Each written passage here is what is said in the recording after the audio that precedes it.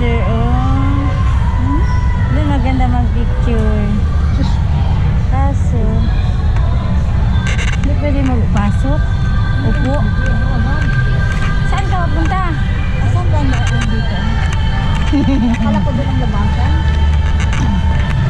Maligaw ko pala sa SM na. Na. Ito ako labas dito. Sasakyan ko na yan. Malapit na ako mag-milyonaryo.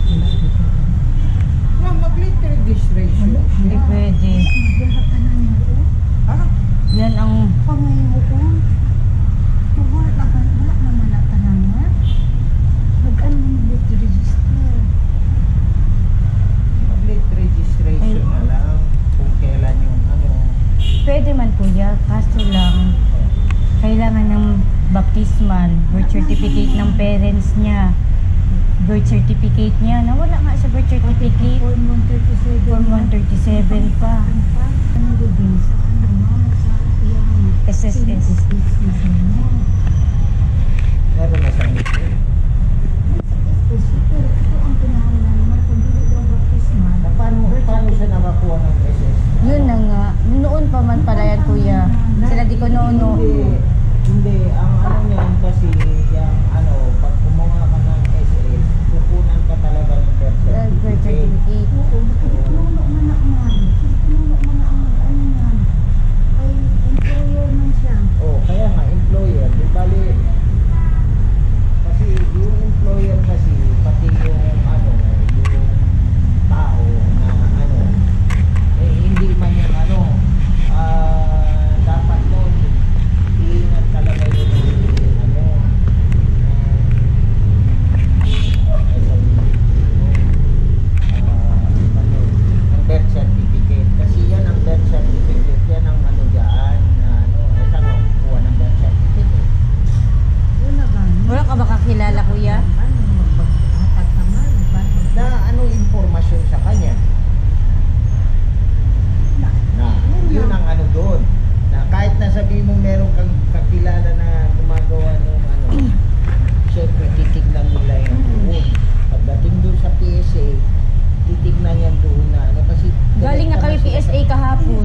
register. Negative, wala siyang birth certificate.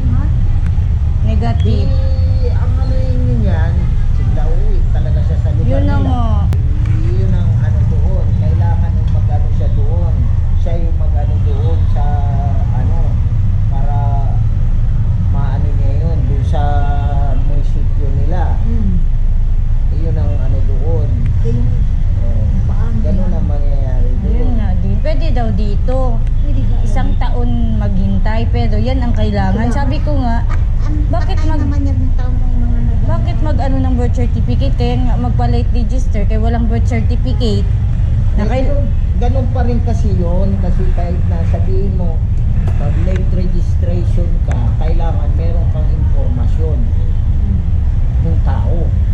Meron man siya informasyon ng parents niya. Yung saan siya pinanganak. Oo, meron. Kompleto siya, kaso lang, meron siya both parents na name, saan siya pinanganak. Tapos, kung kailan siya inano, meron, kompleto siya, kaso wala siya sa PSA birth certificate. Bale, ano siya, late registration siya. Ipa-late registration nga. Ewan problema man. Baka may- siyang baptismal. Wala lang siya baptismal. Wala siyang baptismal. Kasi kahit na baptismal lang na ano, Pwede meron sana, siya, oo. Meron. maanuhan yun. Yun ang ano sa Nawala SSS. man. Sabi niya, birth certificate or baptismal. Sayang kasi sa SSS kuya, malaki yung contribution niya, pension niya. 25 years kasi nag-ano, tapos Dapat noon pa yan, inano wala na yan. wala man din. Alam mo man, ngayon ko lang yung inano man. Kasi tinansi. Ang nag-ano na loob. Kasi tinansi, Nawala man sa loob. hiningian din birth certificate, wala. Umuwi din talaga sa Dumaguete. Oo. Na ganun ang mangyayari no. Uwi ka dun sa ano, iparehistro mo muna dun sa civil registrar mo. Doon sa Bacolod, siya. oo. Oo, ganun ang mangyayari doon. Bakit kung ang kapatid niya pala mag-asikaso doon, Marty? Pwede rin yun, pwede. Hindi daw. Oo, pwede yun. Ay, nagsabi si Auntie Tracy kagabi, Hindi daw pwede. stricto daw sa Bacolod, hindi daw talaga pwede. Hindi, kailangan personal na daw. Ganun na.